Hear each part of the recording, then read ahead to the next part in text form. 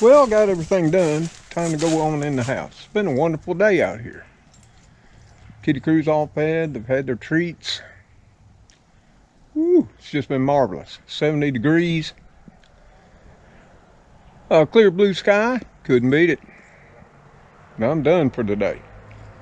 Time to head her on in and see what we can get ourselves into again. Oh, well, hello there, friends and family. So good to see you again here on November the 19th, 2023. And many of you have asked just how I go about looking into things, such as prices, food shortages, crop shortages. When I do my deep dives, which I don't do very often anymore, unless I come on there with a thumbnail that y'all are all going to starve, there ain't going to be no more wheat, no more flour, no more bread, no more rice, no more beef, no more eggs, no more chicken. I just don't get a lot of coverage. And that's fine, because in my mind, it gets out to the people who really want to know the truth. They want to know the facts from sources that are reliable and don't have an agenda or any motivation for what they put out there, i.e. money. Yep. But then again, I still do listen and watch some channels here on YouTube about prepping and preparedness and gardening and homesteading and what have you, and I listen at times. But before I get off the wallet, I always go check the facts. Yep. But anyway, I'm going to be looking into something this evening. One of those scares that came up this year, as it has in several years past. And once again, it just didn't pan out. And what that might be, well, that's, if you'll remember, back in July of this year, when India banned everything, all rice, but, and it was a big but, they'd banned broken rice in the previous year, 2022, which I've never seen in a store anywhere I've shopped. Maybe if you have, you let me know. Send me a picture too, by email. And they banned broken and rough rice, which is primarily food for the poor. And they did that to keep those prices from skyrocketing in their own country so they could feed the most vulnerable in their country. And I applaud them for doing that. But they specifically said they were not going to ban basmati rice. And why is that important? Because that's the only rice the U.S. and other countries import from India. Yeah, a lot of people, in fact all of them, whether on social media or main, sort of left out that little fact. But if you'd like to know how rice has come out this year, come on in. Let's go to my command center, as we have many times before, and see the state of rice in the U.S. Now that it's all in the bin, as they say, because rice harvest is totally wrapped up. It started in mid-July, depending on what state it was, Texas, Louisiana, and what have you. And it was pretty much a done deal by the end of September or early October. And here we are in November. The reports are out. So let's go take a look at them too. Come on in. Let's sit a while. Well, the kitty crew must all be cozied on up somewhere. Their bellies are all full. Let's get this one going on. Well, we're going to start this deep dive off into the state of rice in the U.S. right here. And I did this video, and we called it Breaking Rice Update for My Neighborhood. Lunch with you and a Walmart haul too. Yeah, we threw it all in there. But the primary reason for doing the video was to take a look at rice, and we just happened to be at Walmart at the time. This is my local neighborhood Walmart. They call it a super center, but you know, we can't get tires and the oil change. Imagine that. But anyway, this is our rice section right here. It's approximately, about 16 feet long. It ain't changed, it ain't shrunk, it ain't done nothing. And the reason it was important to go look at it on August the 4th was, rice harvest was already in full swing in several states, primarily Texas, which by this time was pretty much 80% or more done. Louisiana was already in full swing, and Florida was pretty much finished too. And it would proceed from those regions. Mississippi grows some rice, I'm not sure about Alabama and Georgia, but then primarily a large portion of our rice, better than 50% or more, comes from Arkansas. If you didn't know that, you can look it all up. But they're all wrapped up too. Not by August the 4th, but now, in this time frame that I'm talking to you. But I wanted to see, because everybody on social media was panicking about there wasn't going to be no rice because the harvest was so poor. But what started all that was, like I said previously as we were walking up to the door, all that sparked off in mainstream media and social media when India banned everything but basmati rice, which is primarily the most expensive rice that they produce, and it's not what their citizens consume. It's what Western nations consume, i.e. nations like the United States.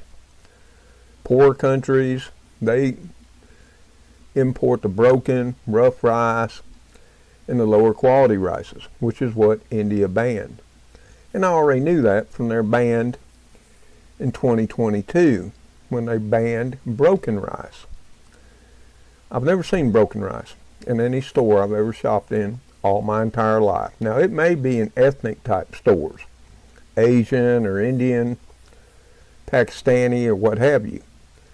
But in the stores I've frequented all my life, I've never seen it. But this was my Walmart on August the 4th when rice harvest had already begun.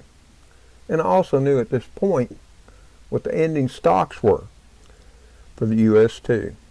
But I didn't stop there.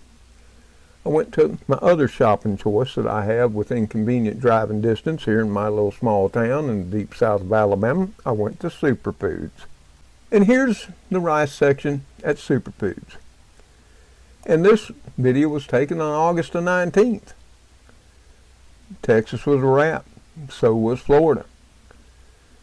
Rice harvest in Louisiana was rapidly coming to an end too.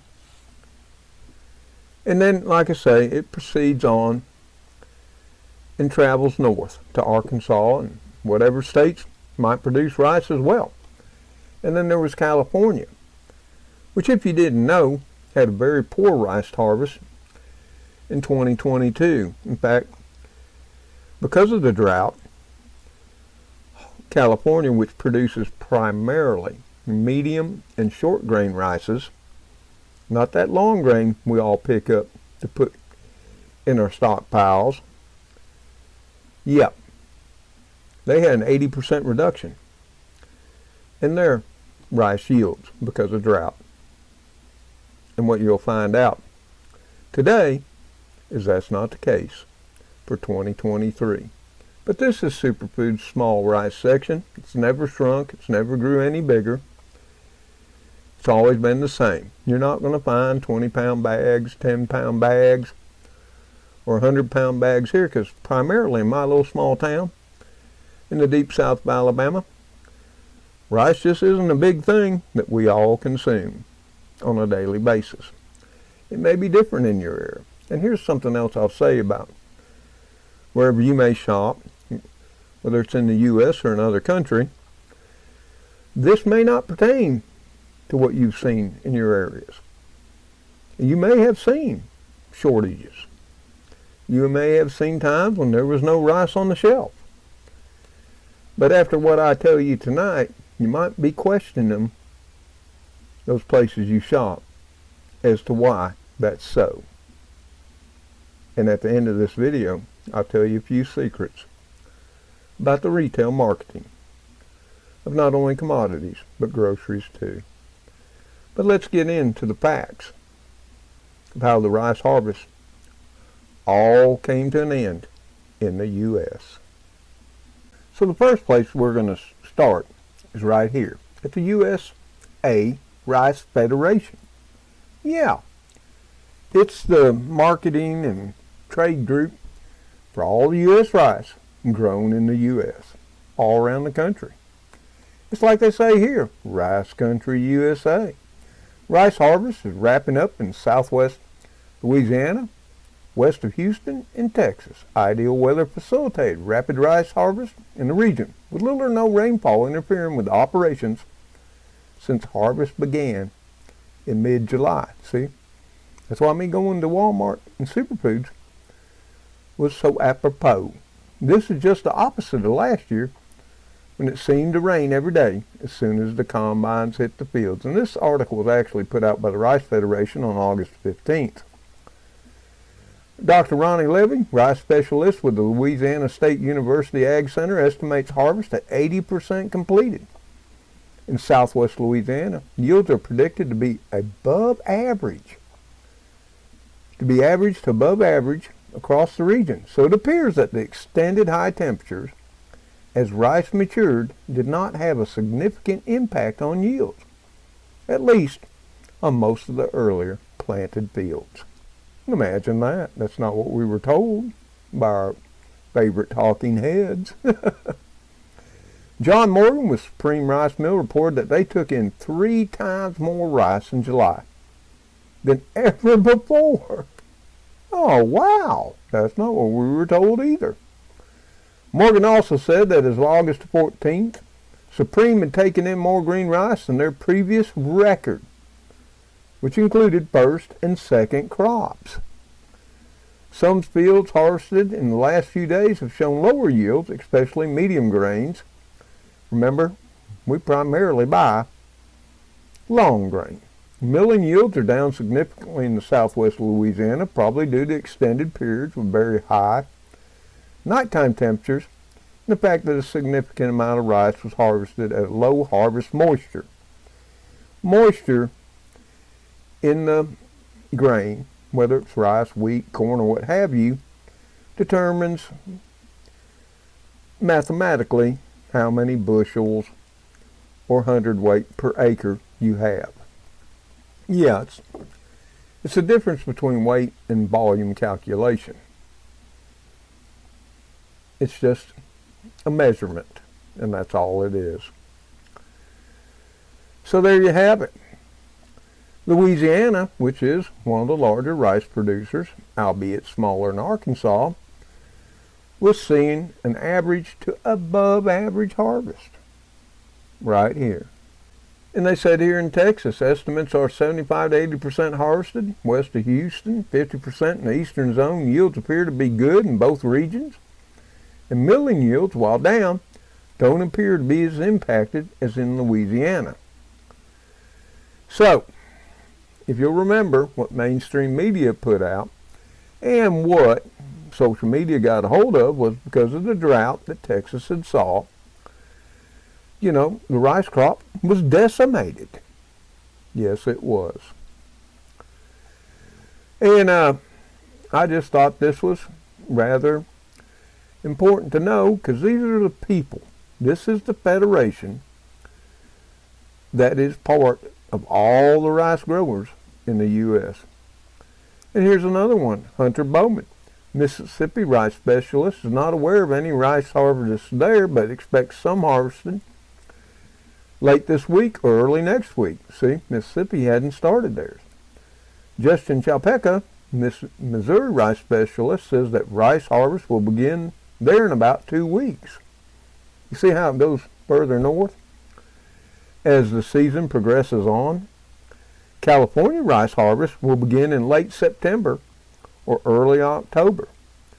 Much of the crop there was planted later than normal because of extended periods of rainfall in the spring that delayed field preparation and planting. So this is from the people who represent the people, the farmers, that grow the rice. You might say we went to the horse's mouth. But let's go from here. Since, now, November the 19th of 2023, all rice is in the bin. So there's only one other place to go to get the facts, the figures, and the final tallies. And that's the USDA. So here's where I get my facts, the USDA. Yeah, I know it's the government, and I know what you might be saying. You can't trust the government, but hey, can you really trust Zero Hedge and Tyler Durden? It really doesn't exist. Look him up, because he don't. It's a fictional character in a movie, nothing more than a pen name. Rice Outlook, November 2023, and this is what they say. The only revision this month to the U.S. 2023-24 rice balance sheet is an 845,000 hundredweight reduction in production forecast to 219.7 million hundredweight. And here's the thing to note, right here, and we'll just highlight it for you. Yeah, still 37% larger than a year earlier. The downward revision is based on a 30-pound per acre decrease in the yield of 7,707 pounds per acre, just 2 pounds below the 2021-2022 record. Yeah, imagine that. Total supplies were lowered fractionally to 288.9 million counterweight, or hundredweight. Still 20% larger than the year earlier. Exports remain forecast to be 86 million hundredweight. Yep, we're going to export that much. And total domestic and residual use remains forecast at a record 162.0 million hundredweight. Slightly smaller production forecast reduced ending stocks to 40.9. I want you to understand this 40.9. That is what we're supposed to still have in the bins next year. See, what we're planted and harvested this year isn't consumed till 2024. Yet, it's how the rice harvest works everywhere. And that's up 35% from a year earlier. And then they show this little chart, and you can plainly see. Now that everything's in the bin and all the figures are done, you can see that rice production in harvested areas was way above what it was from last year. Yeah, but how can that be? Remember the droughts, Mr. Tom? Remember mainstream media and social media telling us? Because of the droughts, the harvest was wrecked. Well, it didn't work out like that. And I'll link all this, and that way you can read it all, should you choose, in the description below the video, because I'm not going to go into all of that. And you see your beginning stocks here. In the year 21-22 season, which is what we were eating last year, we had 43.7 million coming into the year. 22-23, 39.7 left. And the 22-23 year, which was November last year, 39.7 as well. And that was down 4 million hundredweight from the previous year. So where were we this year when the harvest figures all came in? Well, we were at 30.3 million hundredweight of rice, still in the bin. That was the final tally of last year's crop we still had when this crop finalized, that we've just got harvested back in first part of October. You can see here production came in at 220.5 million hundredweight. And it's going down now because we're selling it off and eating too. So it's now down to 2019.7 as of right now, as I sit here in November of 2023. But like I say, the 2023's crop, and that's why they do this. They show it 2023, that's when it's planted and harvested. And it's consumed throughout 2024 till the 2024/2025 harvest comes in. And then you can take a look at imports and go, well, how can that be, Mr. Tom, that we had so much rice, we still do imports? Well, the reason for that is there are certain rices we do not grow here. And there's two types primarily. There's jasmine and there's basmati. Both are considered aromatic rices. But unless you're buying jasmine or basmati, and you remember that big ban by India that freaked everybody out? Well, they banned all their rice but, and like I told you, the but was big. They didn't ban basmati. And that's what we import from India. All the rest, we don't. So yeah, we still import 39 million hundredweights of rice into the country. So you can see, as of this month, our total supply is 288.9 million hundredweight of rice on hand. And then they go down through the facts of what we'll use throughout the coming year. The remainder of this into next year, 2024, till harvest begins all again. And that's projected to be 162.0 million hundredweight. We'll export, yes, we export rice every year of 86.0 million hundredweight. And it goes down through all the figures, and here's the ending stocks. Our total use was 248, is what's projected, till harvest begins again next year, 248 million hundredweight, leaving us, when harvest begins next year, 40.9 million hundredweights of rice still in the bin. And down here they even give us the price. You can see in 2019 it was 16.10 cents per hundredweight. 2020 went up to $19.30 per hundredweight. Yeah, that was all because of that thing called the virus. Over here, you see, in October of this year, it was $16.80 per hundredweight. And now it's up to $17.30. And you might wonder, well, Mr. Tom, if we got all this rice, why is the prices rising? And that's something you need to be asking someone else besides me.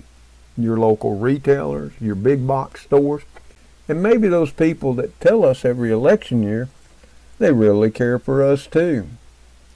You know, in our counties, our cities, our states, and our federal governments. Just saying. But then you can scroll on down and you can take a look at every type of rice. The one that's mostly consumed in the U.S., which is long grain. I'm sure you got it stockpiled too, like I do here. When we went in to the harvest, the final tally of our carry-in, which was the ending stock for long grain, was 21.2 million hundredweight. Our production for this year was 152.6 million hundredweights of rice. You can see the imports, because jasmine and basmati, even though it's considered aromatic, it's also long grain. So you can see right here what our total supply of all long grain, whether it's aromatic or not, was 205.8 hundredweight in October and 205.2 hundredweight as we sit here in November. And it'll go through demand and everything, but here again next year when the rice harvest begins, we're supposed to have right down here 22.2 million hundredweight still in the bin. And then it gives you the prices right here from 2019 to November this year per hundredweight. Now this is all wholesale prices. Good luck on you finding these prices in your store. And that's why you might want to be asking, what the hell is going on, guys? Why are you screwing us? And when I do videos like this, as I've done in the past, it's to try to get you riled up. Try to get you asking questions, locally, statewide, and federal too. Hey, this ain't right. We know you're taking advantage of us all too. But you can look down through medium short grain, which is primarily grown in California. And I promised you I'd show you what happened in California. And we got to get down to this table here. Table C, U.S. rice harvested area, yield, production by state, and U.S. total. And they give the totals by the top 6 producers. It's not where everything, all rice is produced, but they're the top 6 that probably produce 80 to 90% of all the rice in the U.S. Arkansas is the largest, California is second, then Louisiana, Mississippi, Missouri, and Texas. They'll give you the yields per acre because all those facts are in. And down here they'll give you the production. And the biggest telling one here is in California. In 2019, and this is in 1,000 hundredweight increments, California produced 42,362 hundredweights of medium and short grain rice. It increased to 44,810 hundredweights in 2020. 2021 it slid down to 36,653 hundredweight. And then the devastating harvest of 2022 came to California as they ended their drought of 22,251 hundredweight. Almost half of what they had in 2019. But look at this year. This is this year. 45,479 hundredweight. It's even a record from the best prior year in 5 of 44,810 in 2020. So yeah, I'll leave a link to this data and this USDA report in the description below the video. And as always, if you've seen shortages in your area, let me know in the comments below. But I'm telling you, you need to be asking why. And I said early on I would tell you a few things about corporations and retail management of inventories. Especially since I have served in many companies in a senior management position. And there's such a thing as manipulating inventories to drive up the price. Yes, there is. And now with social media, it's just so easy to do. Mainstream media comes out with targeted articles where, if you remember, they took certain sections of the nation for the rice harvest, the corn harvest, and the wheat harvest. Not the overall. But what I saw was they'll go to certain areas and they'll tell you about the devastating effects. And that makes people anxious and panic. Then social media gets a hold of that and they run with it too. And that just compounds the effects.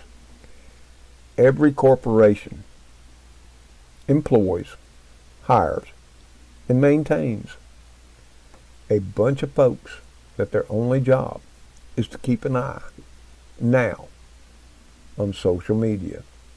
What you're thinking, what's causing you to act and what your thoughts are. And they use them, not for your benefit, but against you. And it's so easy now to go ahead and make a perceived shortage. Remember the potato shortage of last year? When, potatoes dwindled down to hardly nothing. But by August, boom, they were back again. But the price never went down. And I want you to think about every shortage that people have panicked over. Started with mainstream. It spilled over into social media, which drummed it up, the likes of which we've never seen. And of course, people get anxious. They worry. They go out and buy. And then what happens? You believe what you want. But I've seen this in every last commodity since 1999 in the widespread use of the internet and social media. It's affected every commodity price. It's affected everything. And I can even show you the charts and the graphs. But that's enough for this tonight. Whether you want to believe it or not, there never was a rice shortage in the U.S. And there is no reason our prices should be where they are. So I'll leave it with you, and we'll call this one done. And we'll call it a night.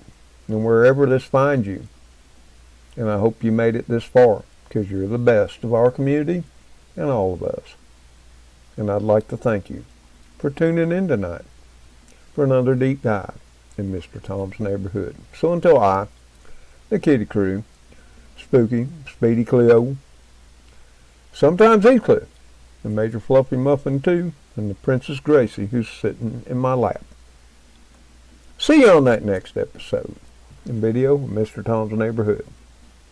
Take care, stay safe, live the best you can, whether you have a little or a lot, and may God bless you all as you have blessed those in your lives. And we all love you, each and every one of you, too. Goodbye for now.